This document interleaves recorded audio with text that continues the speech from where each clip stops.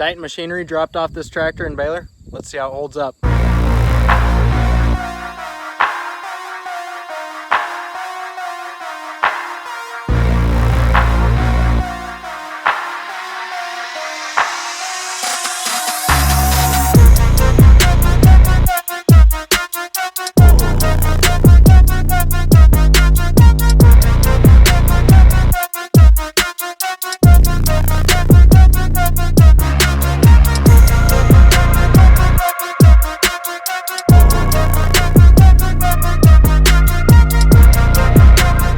The first thing we're going to talk about is this tractor. This thing really shocked me.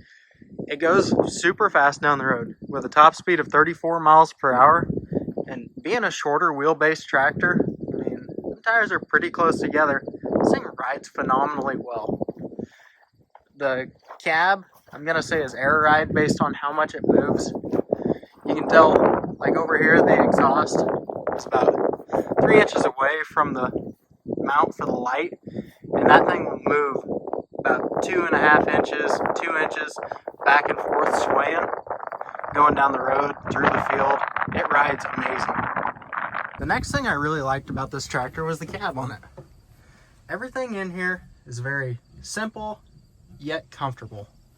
There isn't a thing about this that I'd probably change. All the buttons are nice and large. I mean, you can grab everything really easy. Everything's push button. And this feature up here was kind of one of the things that I really liked. You can individually turn on each light. We got a 7330 John Deere, and you can do it in the display. But having real buttons makes it so much nicer. Sound system in here sounds great. I mean, I don't see how you could complain in this tractor. Some people, they probably want a little more options on the fancier side, but truthfully, this has everything you'd ever need. It's got a a 700 Pro Plus or something like that. It's basically a 1200 with 700 software, or 700 lookalike software. And it's got a Pro 1200 monitor. That's what is running the baler at this moment. Coming from Deere equipment, I really don't have any complaints with the software on this. It worked great, looks nice. It worked phenomenal the whole time. This is another small thing. I really like this buddy seat. Being able to flip it up, put it down, and having a spot for 2 other cup holders, a spot to lay something down on. That's really nice. Our John Deere, it's got a flip up one, but there's not really any usable space to it. And you can get in and out of this tractor super easy. If the buddy seat's down in our Deere, you can't hardly get in and out of that thing. Back to the outside, it's got LED lights all the way around, and they were super bright this morning. I baled 92 bales this morning, and you could see everything. Like, it was the sun out. I was very shocked. I've never been around a tractor with this good of lights. I'm sure all the manufacturers are like that now, but being in a modern piece of equipment is really nice. Styling, it looks sharp, looks mean and bold. Another thing I noticed about this tractor is the AC holds up really well. Yesterday it was about 102 out, I think it was, and it was ice cold. 4 o'clock, 5 o'clock, 6 o'clock, when that sun starts getting about eye level, it kept cool. Our 8100, 8400, 7330, they never would keep that cool when it's that hot out. For a smaller frame tractor, I think this is your perfect all-around baling, raking, feeding, put a Moco on it. These are a great tractor. I wouldn't be scared of owning one of these at all. But now we're going to take a look at the baler. This thing, I've never been around a Case baler. Everybody always told me I'd never like them coming from a Deere. But everybody was wrong. These balers are built phenomenally heavy. Like, it's got 80 heavy chain all around on it. It's got I really like the dump on it over a kicker. And I really don't think you could ever have a bale roll into you versus like a kicker if your springs are getting a little bit loose or anything. That bale can come back, roll into it. And on the these new deer balers, they have a plastic cap on the end. This is all metal. I mean, it really don't matter because a bale could never touch it. That kicker, or the ramp, sticks out farther than the back of the baler. But pickup head worked phenomenal, and we ran this thing at 1500 RPMs the whole time. I can't do that with my deer baler at all. Basically, that 1500 RPMs, the tractor was running more efficient. We're losing less leaves. The only gripe I have with the pickup head at all is right there in the corner. If you have a wad or you're shoving on the sides a little too hard and you get a piece caught over there, it might block about 5-6 inches of the pickup head and it won't feed until it sucks it in. Whereas a deer, they kind of have a side shield that diverts it into there and it can't get stuck. Maybe it's an add-on deal. Maybe there's an aftermarket deal out there. That was my only complaint about this baler at all. Next thing I really liked is, if you look through these holes, you can see the net wrap right there. You can visually watch it start spinning and go on the bale. A deer, you have no idea. It's clear on the backside. I think Vermeer is the same way on the backside. You have no idea when that net wrap goes. I did have a tough time figuring out how to feed the net wrap on this. I didn't realize that you use a little pusher to push it into your duck bill. Kind of a neat design once you get it figured out, but if you came from a deer baler and had to do this, you're gonna have to watch a video or find the book, because I had no idea how to get it strong.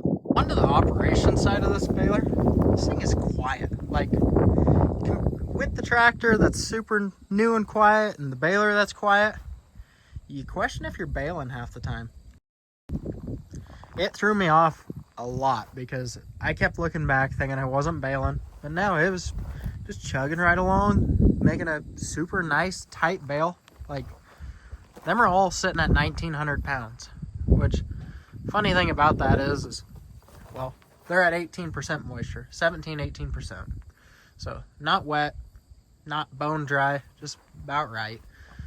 But the thing is, we got in here, adjusted the pressure in the cab on the monitor. First bale we kicked out was 2600 pounds.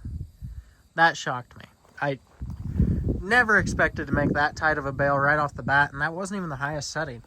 We could have pushed it harder, but there's nothing that we have that could lift 2 of them bales. The other thing is, we got them weights because this thing has a scale built into it. I'm guessing that is the scale off your drawbar. It seems really accurate, just pushing on a bale. I can't get down to the exact pound per se. I mean, I could go weigh a couple and get back to you, but it seems pretty accurate from what I was looking at. It's got moisture meters on it. I don't know. Moisture meters are hit or miss. We go by feel. We don't really moisture probe anything. Feel's always been more accurate to us. But with this tractor and this baler, it's got an auto function. I'll throw in a clip, but when you're driving down the windrow and it gets to 68, that's how we have it set at 68. Gets 68, starts coming to a stop, hits 70, it ties, it opens the back gate, dumps the bale, closes the back gate, and you click the forward on the button and it takes back off. Reaches the speed that you just had it set for. It's pretty impressive. Like, I know deer has it too, but I'd never been around that, and it was kind of the most fun I've had baling in a long time. It was relaxing, everything worked perfect. I 100% recommend this setup to anybody. Long term, I don't know what it's going to be like. These 566s are Case's new model, but from what I'm seeing, they're built heavy and they make a phenomenal looking bale. So right now we're running this baler in autonomous mode, or the auto mode. When it gets to 68 on the bale size, The tractor will come to a stop. I'm not going to press any buttons. It's going to immediately start wrapping. You'll kick the gate open, close the gate, and all I got to do is press a button and we're going to take off again, and it'll shift through the gears till the speed we were at.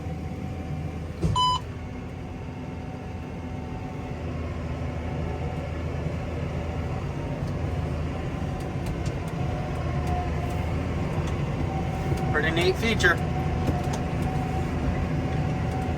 Now I'm sure you guys are wondering, am I going to buy this or would I buy it? The answer is yes, I would buy it, but I don't have the money for it right now. That'll be a future project, but I would never push anybody away from this machine. I'd say everybody should own one or at least give it a shot. So if anybody's telling you Deere's the only way to go, Vermeer's the only way to go, get out of your bubble a little bit. Try one of these Case balers.